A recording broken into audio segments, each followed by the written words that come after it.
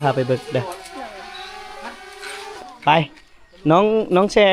เคยเห็นตัวงัวบ่ฮะเคยเห็นบ่นี่เคยเลี้ยงบ่เคยเลี้ยงตัวงัวบ่บ่เคยเนาะอยู่เฮือนมีบ่เดี๋ยวหน้ามาพี่ก่อนโอเคอวยหน้ามาทางนี้โอ้งามหลายน้องแชเนาะก็มีอายน้องจักคนก็ไอผู้หนึ่งแล้วกันน้องสาวน้องแชนี่ตอนเห็นเพื่อนตอนแรกๆปีเดียวว่าปีกายนี่บ่แม่นปีกายนี่เนาะมาถ่ายพ่อกับแม่เพื่อนน้องเพื่อนเนาะเอ้ยเฮาก็งามเด้อว่ะว้ายน้องเพื่อนบอก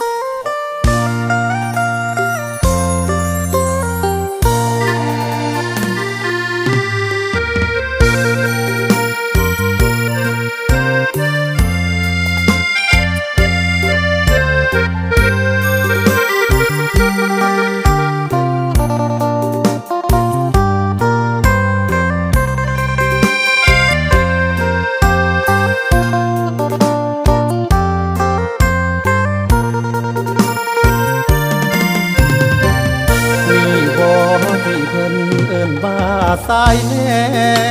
นอยู่คนละแดนยังได้มาเป็นแฟนกันพี่เป็นหนุ่มไทยข้ามฟ้าจากเมืองบึงกาฬหอบใจสมตานขึ้นทางปากสันธานีแล้วเพิ่นว่ามีหารพัฒนาขึ้นหลายได้แสดงว่าก็มีคนทางนอกเข้ามาอยู่ที่ได้ยินว่าเพิ่นมีร้านขายข้าวปงข้าวเปียกมันอยู่สิใด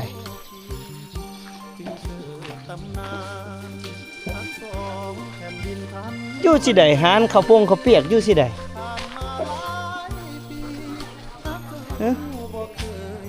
อยู่ใส่ร้านข้าวเปียกข้าวปงเขาเจ้าเว้าน่ะบ่อ๋ออันนั้นบ่โอ้พัฒนาไปไกลเลยเด้อนี่เนาะมีหานข้าวเปียกเหรอเขามาบาทนี่ว้าโตบ่ได้มาหึงมีหานข้าวเปียกเอาเดี๋ยวไปเบิ่งเพื่อนหลังนี้ไปใส่เนาะเบิ่งดูฮัลโหลมาแต่มื้อนี้ ได้ข่าวว่ามียุดไสอันน้องเพิ่นว่าอันเอื้อยเฮาก็งามหั่นนะไปทางไหนละมาเบิ่งดูบ่ลูกสาวมาบ่มื้อไผอันลูกสาวอยู่เฮือนนี่มาบ่นี่ล่ะไปเฮ็ดเวียกได้เดือนนึงได้เดือนเดียวโคลูกได้เดือนนึงแล้วมาถ้าถกเงินค่ารถนี่ละกะไปก็ไม่ไปละโอ้รถนี้บ่ยังจุ๊บแล้วบ่รถนี่จุ๊บแล้วเนาะอยู่สิเด้อมาล่ะไปพร้อมเดียวกับคำแก้วนี่บ่ไปจักมันไปก่อนมันลงไปด่าไปหลังไปน้ำลูกเอาพุ่งอีกกัน5หันเด้ยังสิไปอีกบ่อยากไปแล้วบ่มีบ่อนไปเดี๋ยวนี้อยากไปเฮ็ดเวียกมาเบิ่งหนูจะถามนี่อยู่ไสสิถามสิหาเวียกให้เฮ็ดนี่มาอยากเฮ็ดเวียกหยังมีอยู่เวียกให้เฮ็ดนี่อยากได้เดือนเท่าใดโอ้ยังไข่เครื่องบ่ไม่แล้วไปกินข้าวเปียกเด้อล่ะหานข้าวเปียกนี่พอมาเดี๋ยวนี้มีหานข้าวเปียกเนาะเอาเดี๋ยวไปเบิ่งมีแมงผู้อีกบาทนี่แมงหยังพี่น้องกระทุนเอาได้ไหมกระทุนยิงได้ไหมแมงพี่จังอันนี้กระทุนยิงบังดูเอ้ามีหานข้าวปงข้าวเปียกเนาะมางวดนี่เนาะโอ้เอาพี่ป้าอันนี้บ่หานข้าวเปียกน้อยคอยหักนะผู้เฒ่าไทยเลี้ยงมื้อนี้เนาะโอ้เลี้ยงหลานบ่ลุงเอิ้นลุงบ่เอิ้นจังได๋อายอายอันแน่หูอันนี้อันแน่กับคำนางก็เข้ากันดีอยู่เนาะสามารถเลี้ยงได้อยู่เลี้ยงเอาแม่นแล้วเลี้ยงเอาพี่เลี้ยงเอาแม่นแล้วเดี๋ยวเฮามาเลาะเบิ่งหานเพิ่นก่อนโอ้หากระเปิดบนนี่เปิดดนแล้วบ่เปิดได้4-5 มื้อเลยนะโอ้ยครับแสดงว่าซ้ำกับเฮามาเปิดโตได้นี่เนาะบ้านนาฮีมีหานข้าวเปียกแล้วเด้อพี่น้องเอ้ยผู้ใดที่มาเที่ยวบ้านนาฮีผู้ใดมาเที่ยวบ้านนาฮีมากราบพ ระธาตุเกศแก้วก็สามารถมากินข้าวปงข้าวเปียกได้เนาะถ้วยเท่าใดอยู่พี่ เธอเขาเปียกถ้วย30เอา30คือกันเบิดเลย นี่เธอ มีผัวเผลอเมียเผลอก็มีบ่ บ่มีบ่มีเนาะ ผัวเผลอแล้วเจอกันนะเมียเผลอแล้วเจอกันบ่มีเนาะเอาบรรยากาศอาหารข้าวเปียกเพิ่นดีพี่น้องเดี๋ยวเฮาไปเลาะเบิ่งหมู่บ้านน้องผู้สาวบ้านนี้ก็งามนี่โดยเฉพาะนี่นางเอกที่มีชื่อเสียงโด่งดังที่สุดณในตอนนี้ก็คือโอ้กันแนวนี้ล่ะโอ้โหกับน้องทำนางเดี๋ยวเฮามาเบิ่งเพิ่นพี่ก่อนสบายดีตอนนี้เลี้ยงงัวจักตัวเลี้ยงงัว2ตัวตัวเทิกเบิดแม่นบ่บอกใครแน่เลยนะไปคูเดี๋ยวนี้ก็เดี๋ยวตัวเทิกเบิดซะดอกโอ้อันนี้บอกแม่ลูกบ่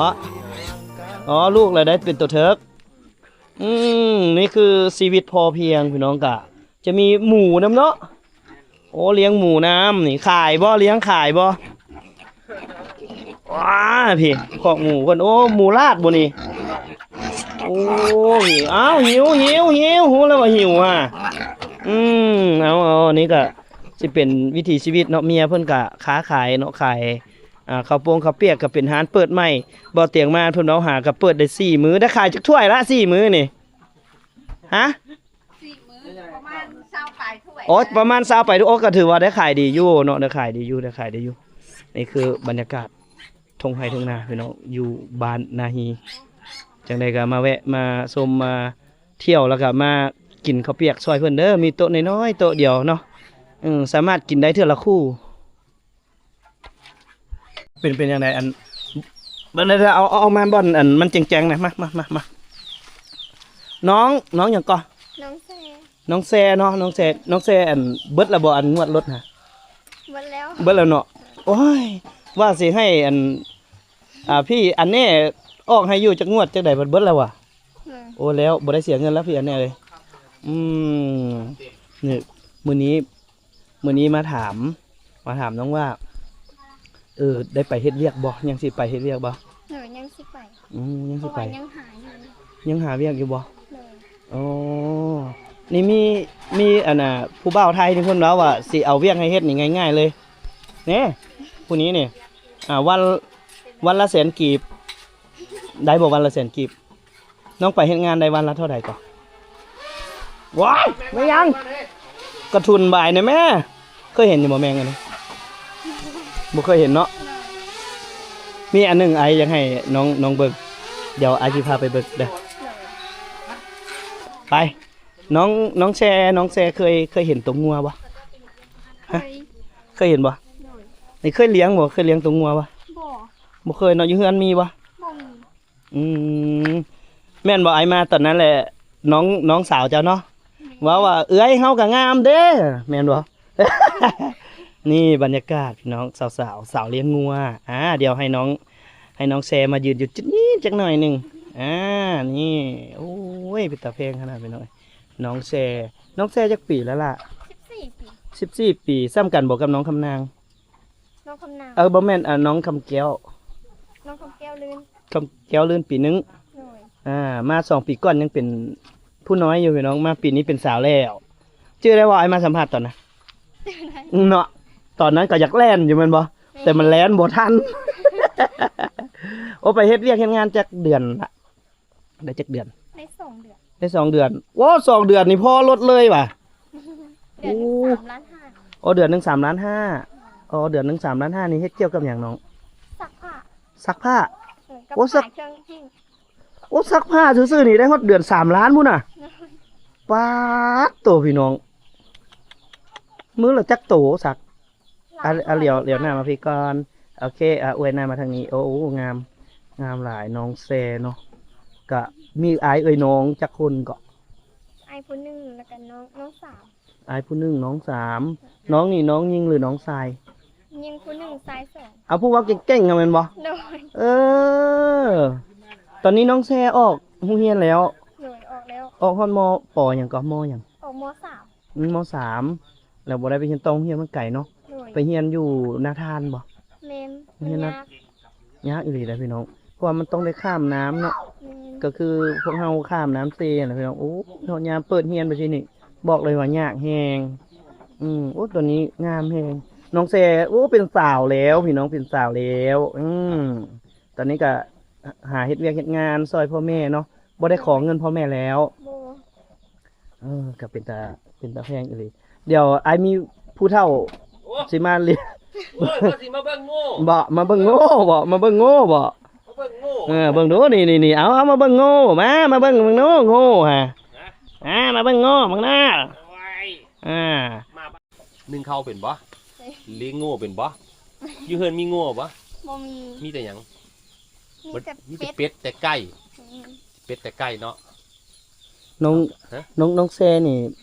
ตอนเห็นเพิ่นตอนแรกๆปีใดว่าปีกายนี่บ่ แม่นปีกาย ปีกายนี่เนาะมาถ่ายพ่อกับแม่เพิ่นน้องเพิ่นเนาะเอ้ยเฮาก็งามเด้อว่ะ โอ้เอ้ย ว้าย เอ้ยอีกบ่นี่นะ น้องเพิ่นบอก โอ้ น้องเพิ่นบอกให้มาถ่ายเอาเอ้ยเพิ่น อืม ให้มาถ่ายเอาน้องแซนี่แหละ แล้วน้องแช่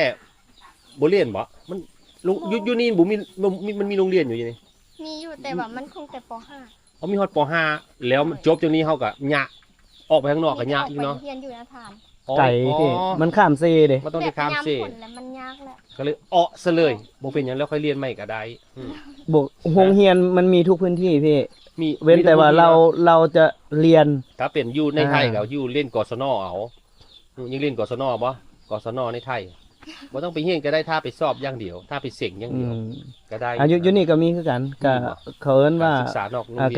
การศึกษานอกระบบ นอกระบบ เขาเจ้า เนอะ เขาเจ้าก็สิมีจบให้จบม .4 ก็ไปเซ็งเอาอยากจบม .7 ก็ไปเซ็งเอาสินะ อืม เรียนวัน2วันก็เซ็ง เตียงนอนนี้เด้อมื้อนี้นี่ขึ้นไปนอน เดี๋ยว เดี๋ยว ขึ้นได้ปาดพี่น้องอื้อหืออยู่หานเพิ่นนี่นอกจากอีหยังนอกจากข้าวเปียกแล้วแม่นบ่คำนางยังมี ยังมี ต จ้าม ปิ้ง แม่นน้ำปั่น น้ำปั่นอีก เลย ก็เอากระแลมอีกอาหารน้อยๆนี่แหละมันบ่แม่นเซเว่นได้นี่น่ะ ถึงห้างชิ้นน้อยก็มีทุกอย่าง โอ้โหเพิ่นเสื่องไปใส่เนาะเพิ่นหนีภาษีที่นี่นะ อ๋อตอนนี้เดี๋ยวน้องคำนางกินตลอดบ่อันไอ้ต่ำเติมนี่ เลย เป็นอะไรรสชาติ แซ่บ แซ่บมันบ่คันแซ่บแล้วชิมให้ไอ้เบิ่งดูนี่เดี๋ยวให้น้องคำนางกินลองเบิ่งคำนางอีกแล้วคำนางนี่แม่นไผวะ คำนางน้องเอ้ยคำผา อ๋อน้องเอ้ยคำหางพุ่นเนาะโอ้คำแก้วโอ้ยต้องลงเลยวะเป็นจังได แซ่บ แซ่บต้องยก2โปติบ่ บักอายเด้แซ่บบ่แซ่บบ่กะแลมโอ้มึงแม่มาตลอดได้พี่น้องเอ้ยกะแลมกับมีค่อยถามเนี่ยว่าเจ้าไปไว้อยู่ใส่หานเจ้าก็คือว่าบ่ได้ใหญ่บ่ได้คือขนออกมานี่เต็มโต๊ะหมดแล้วนี่น่ะปาดตัวข้าวเปียกอีกพี่น้องเอ้ยเอ้าเดี๋ยวจัดไปเอ้าบ่ปากบ่ติ่งกินเป็นอยู่บ่ เขาถามเนาะ บ่ได้ใส่ใจเฮาเลยแมันบ่โอ้ยใส่ใจได้แต่มอง ใส่มองได้ทั้งปาใส่ใจไอ้ายแน่นะสิพาไปกินต้มอึ่ง นี่อยู่หน้ากายวันที่10 11 12บุญทรงเฮืออยู่หน้ากาย มีคอนเสิร์ตมีลูกเขยใส่มอง แล้วก็มักเคยฟังบ่เพลงลูกเขยใส่มอง เคยฟังบ่แล้วก็เมียงก็วุดบ่อหยังวะอหยังก็ซื้อเพิ่นจังไดวะเพิ่นได้กีตาร์ร้องเพลงแต่ก่อนหั่นนะพวกกระป๋องแต่ก่อนหั่นนะคนดังๆอยู่ภาคใต้หั่นน่ะไอ้หยังก็จังไดก็คอนเสิร์ตเต็มไปเด้อบุญทรงเฮือหน้ากายบ้านนาฮีน่าจะเอาเฮือไปบ่ อันย่านบ่ได้ไป ยังบ่ได้ไปเนาะ แม่ก็ผมเคยไปอยู่ โอ้มีแต่บ้านนาทานเนาะไปเนาะ แม่นแต่ไอ้มาบ่ทันนะคะเจ้าส่งเรือเมื่อวานเมื่อซื่อนี้ แม่นติ แม่น อยู่บ้านเฮานี่ได้ แม่น เอ้า อยู่เซบังไฟนี่เด้อยู่ โอ้ ทางออก ไปแต่บ้านเอียงกับบ้านนากระตัง แม่นแล้วก็ ได้เห็นคลิปบ่นากระตังเอาลงให้เบิ่งมาอีล่ะมาซีมาอืมอันนี้น้องคำแซคำแซคำแก้วอันนี้คำหยัง สี คำสี ทำสี คำสีคำแซคำแก้วชิมแซ่บบ่อันนี้ฮะแซ่บบ่เคยกินบ่ไปบ่ไปเป็นตากล้องให้เบาเตียงบ่ให้เดือนละ30 วัน ให้เดือนละ60วันโลด ว้ายคือหลายเถอะคือยังมาเกทับกันแม่ เกทับกันแล้วเนาะ ว้ายมาเกทับกันยังไงโอ้ยกลับแล้วเด้อไปก่อนเด้อเบิดสุขผู้สุขคนเด้อมื้อหน้าจึงมาแวะมาลินมาเที่ยวมาชมมามากินข้าวกินน้ำมาไม่เด้อ เบิ่งกันน่ะเลยโอเคบ๊ายบายไปก่อนปิดท้ายแล้วกัน ไม่ได้หนักเรือเพิ่นไว้บ่ ฮะ ไปหนักเรือ เพิ่นเว้า7 โมงเพิ่นเว้าตอนนี้ก็6 โมงละไปกลับบ้านนี้ค่ำมืดตื่นตาจักเฮือสีท่าเฮาหรือบ่ฮู้เลยตัวกบตัวเครียดกับเต้นดองๆออกมาตามทางหมดละเป็นย้อนพี่แขกนี่แหละลงเขาล่มผู้สาวน้อยบ่อยากออกมาว้าย บ่ได้ถ่ายเฮาผู้สาวจ ตัว ำสิเป็น ล่ะ อย่ามาตัวเดี๋ยวเราเดินทางกลับพี่น้องบ่ฮู้ว่าเพื่อเพิ่นเว้าว่าเที่ยวสุดท้ายก็คือทุ่มหนึง7 โมงแรง7 โมงแรงเพิ่นสิท่าเฮาหรือบ่เดี๋ยวมาลุ้นนํกันว่าเฮาสิได้นอนหรือได้กลับเรือตัวสุดท้าย ตัวเรือสุดท้ายทันพี่น้องทานเพื่อนท่าเรือเที่ยวสุดท้ายของเรา ดึงนะดึงซอยแน่ เดี๋ยวกำลังถ่ายคลิปอยู่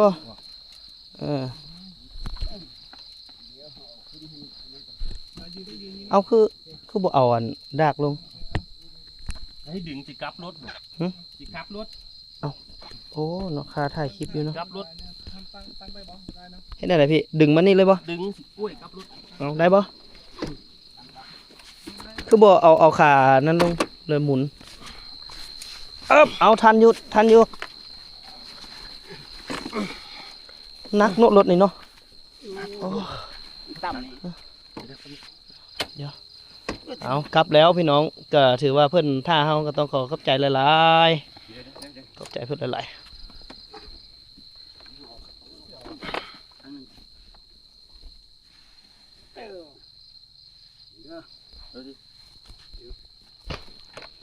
ขากลับจนค่ำมืดตื้อตาเลย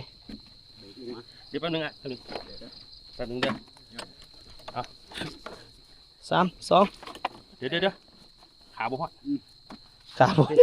ขาบ่ถึกกันแล้วเอา ขาต้องหดเรือ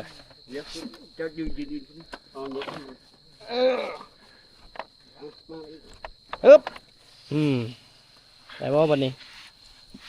ถ้าคนอยู่บน โอ้ยังท่าคนอีกบ่ ถ้าคนพระ โอ้ พ่อเขาเจ้ามาค้ำแล้ว โดยท่ากันเที่ยวสุดท้ายละเอาอย่างน้อยเราก็ทันเรือ เดี๋ยวเอาอยู่เหรอ ได้บ่ไอ้อึ๊บ อย่าส่องตาเตียงอย่าส่องตาเบิ่งคอนโทรลอย่าอีหลีอย่าส่องตา เอาเดี๋ยว ไปแน่เด้อเด้อ เดี๋ยวจบไว้สำนี้ก่อนพี่น้องเอาไว้กันหน้าพอกันพวกเฮาทันเรือแล้วกลับก่อนเด้อสบายดี ครึ่งแล้ว โย อย่าส่องตาได้ ไปก่อนสำหรับ EP นี้ไปก่อนเด้อพี่น้องเอ้ย